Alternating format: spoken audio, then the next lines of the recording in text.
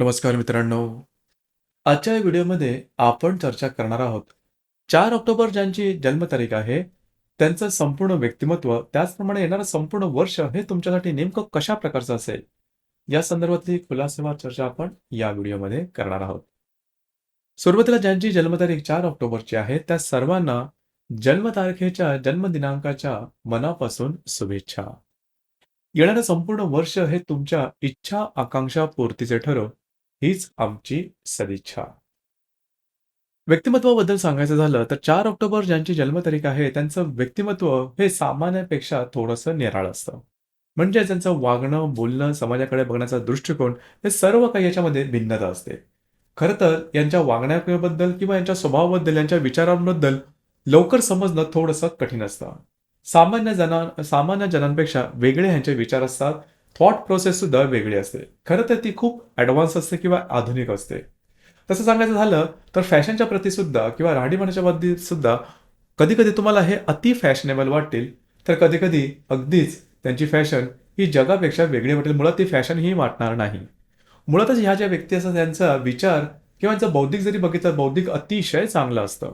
परंतु यांचे विचार असतात ते अति आधुनिक असल्या कारणामुळे त्यावेळेस बऱ्याच जणांच्या ते पचनी पडत नाही. परंतु काही कालावधीनंतर यांनी जे मांडलेले विचार किती उपयुक्त होते, याचा तुम्हाला अंदाज येऊ शकतो.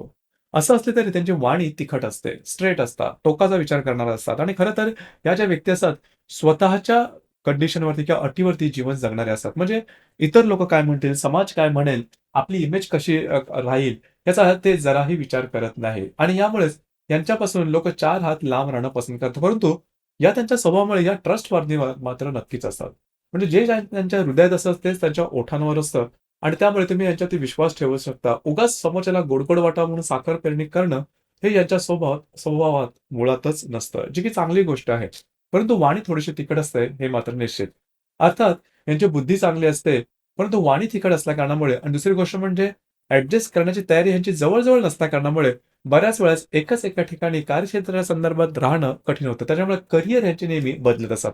अर्थात या गोष्टीत थोडंसं काम करणं गरजेचं आहे. ही गोष्ट अतिशय महत्त्वाची राहील आणि याचाच परिणाम त्यांच्या आर्थिक स्थावरतेवरती सुद्धा येतो. त्याच्यामुळे आर्थिक स्थावरता लवकर न येणं, बऱ्याच वेळेस खूप उशिरा आर्थिक स्थावरता येणं किंवा सर्व काही गुण असून सुद्धा स्थावरता मनाप्रमाणे न येणं, हा प्रकार यांच्या जीवनात बऱ्याच वेळेस दिसून येतो. याचप्रमाणे त्यांची वाणी मगाशी सांगितल्याप्रमाणे तिखट असतं आणि थोडंसं यांचं वागणं बोलणं सुद्धा समाजापेक्षा वेगळं असतं. समाजापेक्षा अलूफ राहणं किंवा एकटे राहणं हे पसंत करतात.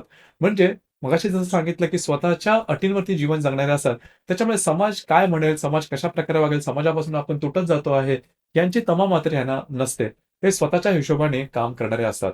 परंतु काही वेळेस या ज्या व्यक्ती असतात, या समाजामध्ये अशा प्रकारे काही काम करून जातात, की जे चिरकाल टिकणार असतं आणि ह्या ज्या व्यक्ती असतात, या व्यक्ती खरं तर समाजाच्या मनात किंवा ज्या लोकांच्या मनात बराच वेळ स्वतःची जागा बनवून राहतात. कारण त्यांचं वागणं, बोलणं हे जबरदस्त असतं. ते बिनठोक असतं, बिनधास्त असतं.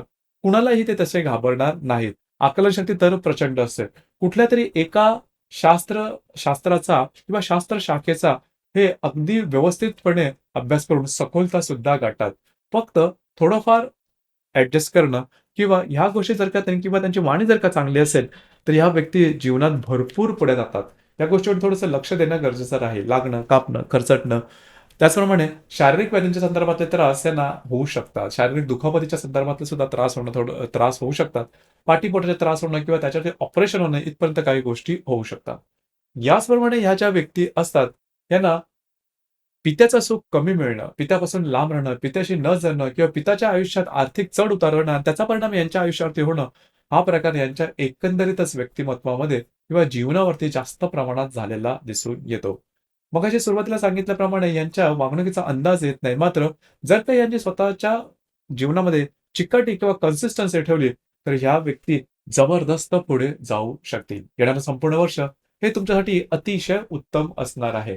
म्हणजे जीवनातल्या महत्त्वपूर्ण गोष्टी जसं की नोकरी लागणं, स्थावरता येणं, विवाह होणं, संतती होणं, अशा प्रकारच्या किंवा यापेक्षा वेगळ्या काही जर का तुमच्या अपेक्षा असतील, तर त्या संदर्भातले सुद्धा चांगले अनुभव किंवा त्या संदर्भातला चांगला कालावधी जवळ एप्रिल 2025 पर्यंतचा असणार आहे.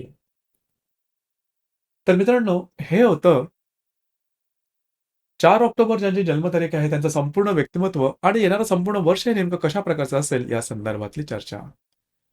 धन्यवाद.